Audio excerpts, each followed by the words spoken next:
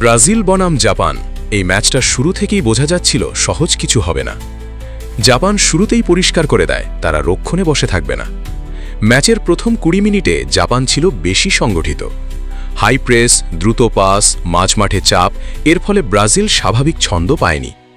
ব্রাজিলের ডিফেন্স লাইনের পেছনের জায়গাটা জাপান বারবার ব্যবহার করেছে।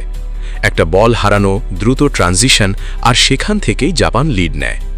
এই সময়টায় ব্রাজিলের সমস্যা ছিল তিনটে: ১. মিডফিল্ডে স্পেস কন্ট্রোলের অভাব, ২. ফুলব্যাকদের পজিশনিং, ৩.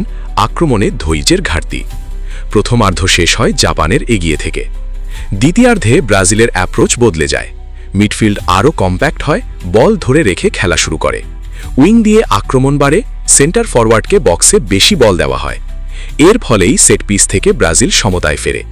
এই গোলের পর ম্যাচের মোমেন্টাম পুরোপুরি বদলে যায়। এখানেই দুই দলের পার্থক্যটা পরিষ্কার হয়। জাপান ধীরে ধীরে নিচে নামতে থাকে আর ব্রাজিল চাপ বাড়াতে থাকে। ব্রাজিল এখানে তাড়াহুড়ো করেনি, বল ঘুরিয়েছে, প্রতিপক্ষকে ক্লান্ত করেছে, সুযোগের অপেক্ষা করেছে। ৯০ মিনিট পার হওয়ার পর একটা ছোট ভুল, একটা দ্রুত আক্রমণ, আর শেষ মুহূর্তে ব্রাজিল গোল করে ম্যাচ জিতে নেয়। জাপান খেলেছে সাহসী ফুটবল, তাদের প্রেসিং ও গতি প্রশংসার যোগ্য। কিন্তু ব্রাজিল জিতেছে অভিজ্ঞতায়।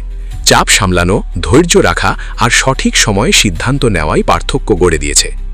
এই ম্যাচ প্রমাণ করে বিশ্বকাপের নাম নয়, ৯০ মিনিটের সিদ্ধান্তই সবকিছু। জাপান হারলেও সম্মান হারায়নি, আর ব্রাজিল আবার দেখিয়েছে শেষ বাঁশি পর্যন্ত খেলাটাই তাদের আসল শক্তি।